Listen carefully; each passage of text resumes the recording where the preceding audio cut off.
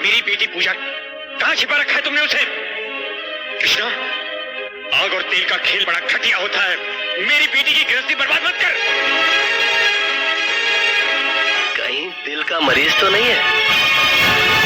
इसलिए पूछ रहा हूँ कि अब जब मैं चिल्लाऊंगा तो कहीं तेरा दम ना निकल जाए। कृष्णा, चिल्ला मत। ये सवाल मुझे तुझसे पूछना चाहिए था कि मेरी पूजा कहाँ है, मगर मैंने तुमसे पूछा कि तुमने उसकी शादी किसी और से क्यों कर दी?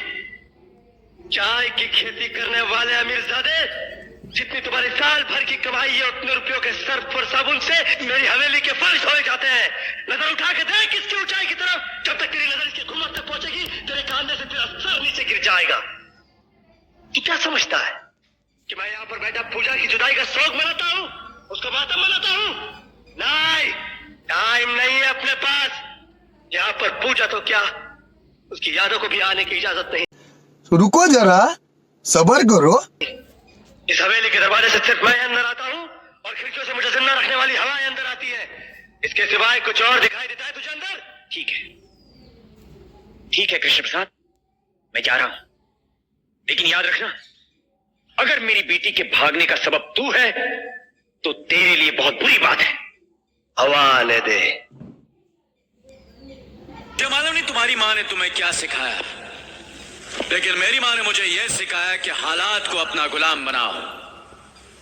गुलाम बनोगे तो कुत्ता समझकर लात मारेगी दुनिया, और गुलाम बनाओगे तो शेर समझकर सलाम करेगी। मेरी माँ ने, तुम्हारी माँ ने नहीं। और यही मैंने रोमी को भी सिखाया। मेरी माँ ने यह भी सिखाया कि खुदी को कर बुलंद इतना कि हर तकदीर से पहले खुदा खुद बंदे से पूछे, बता तेरी रजा क्या है। और इन्हीं असूलों से मैं इस बुलंदी तक पहुंचा कि रोमी तुम्हें छोड़कर मेरे पास आया। मेरे पास आया शक्ति सिंह, तुम फेल हो गए, मैं पास।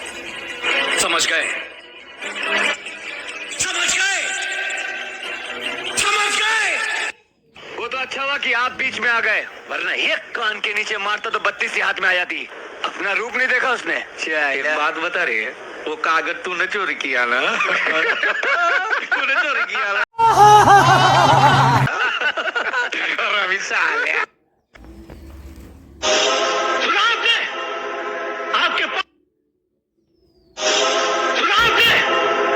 आपके 5 करोड़ का गबन इन्होंने किया और आप हमें धोखेबाज कह रहे हैं। कोई धोखा नहीं दिया हमने आपको। हम जानते थे कि आपकी नजरों में पैसा प्यार और भगवान दोनों से पड़ा। आप समझते हैं जो मधुरता पैसों में है वो शारदा के सितार में नहीं, विष्णु के शंख में नहीं। आप समझते हैं जो सुंदरता पैसों में है वो रति की सूरत में नहीं, स्वर्ग की झांकी में नहीं। पैसे में जो पवित्रता है वो गंगा के पानी में नहीं, सावित्री के दामन में नहीं। पैसे में जो ताकत है वो माँ के आशीर्वाद में नहीं, देवताओं की जुबान में नहीं। सत्य, शिव, सुंदर सब पैसा है। जिसके पास पैसा है वो राजा, और जिसके पास पैसा नहीं वो राजू।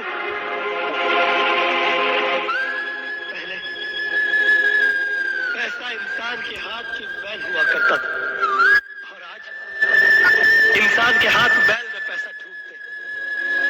बड़ा मनुष्य था वो दिन जिस दिन हमें आपके 10 लाख रुपए मिले थे। सुन रहे हैं आप?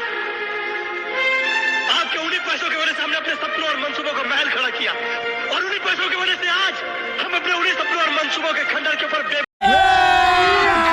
अभी मजा आएगा ना भिड़ो। बस लाचार और खाली हाथ खड़े हैं। लोग तो पैसों के पीछे भाग भाग के मरते हैं, मगर हमें तो पैसों ने भगा भगा कर मारा। हमें इनसे प्यार हुआ, इन्हें हमसे प्यार हुआ, मगर प्यार कहाँ है? चारों तरफ तो पैसों की लानतें हमें चोटें दे रही है।